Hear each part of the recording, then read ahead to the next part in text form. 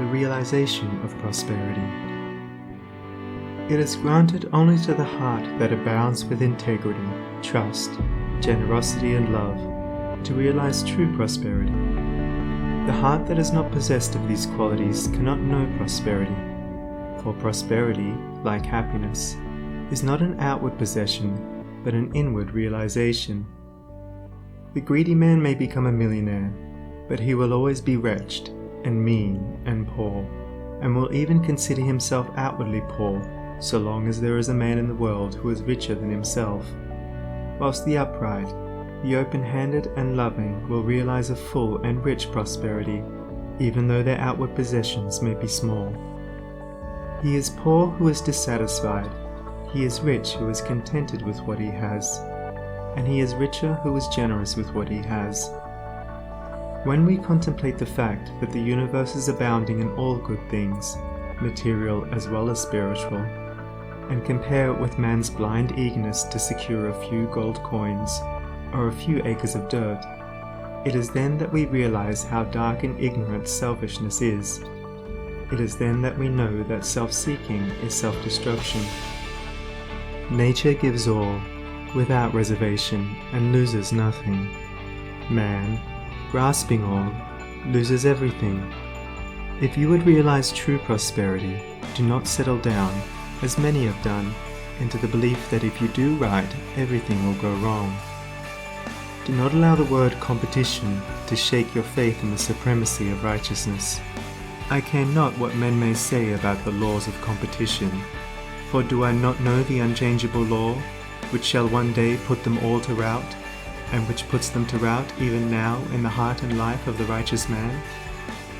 And knowing this law, I can contemplate all dishonesty with undisturbed repose, for I know where certain destruction awaits it.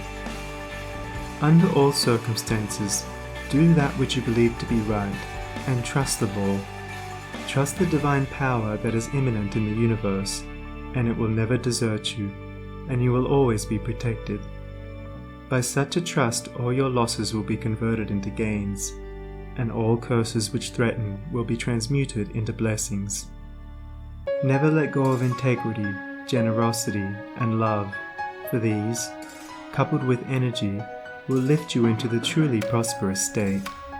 Do not believe the world when it tells you that you must attend to number one first, and to others afterwards. To do this is to not think of others at all, but only of one's own comforts. To those who practice this, the day will come when they will be deserted by all, and when they cry out in their loneliness and anguish, there will be no one to hear and help them. To consider oneself before all others is to cramp and warp and hinder every noble and divine impulse.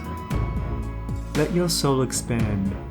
Let your heart reach out to others in loving and generous warmth, and great and lasting will be your joy, and all prosperity will come to you. Those who have wandered from the highway of righteousness guard themselves against competition. Those who always pursue the right need not to trouble about such defense. This is no empty statement. There are men today who, by the power of integrity and faith, have defied all competition, and who, without swerving in the least from their methods, when competed with, have risen steadily into prosperity, whilst those who tried to undermine them have fallen back defeated. To possess those inward qualities which constitute goodness is to be armoured against all the powers of evil, and to be doubly protected in every time of trial. And to build oneself up in those qualities is to build up a success which cannot be shaken, and to enter into a prosperity which will endure forever. The white robe of the heart invisible is stained with sin and sorrow, grief and pain, and all repentant pools and springs of prayer shall not avail to wash it white again. While in the path of ignorance I walk, the stains of error will not cease to cling. Defilements mark the crooked path of self, where anguish lurks and disappointments sting. Knowledge and wisdom only can avail to purify and make my garments clean. For therein lie love's waters, therein rests peace undisturbed, eternal and serene. Sin and repentance is the path of pain. Knowledge and wisdom is the path of peace. By the near way of practice I will find where bliss begins, and how pains and sorrows cease.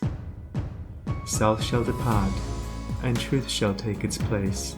The changeless one, the indivisible, shall take up his abode in me, and cleanse the white robe of the heart invisible.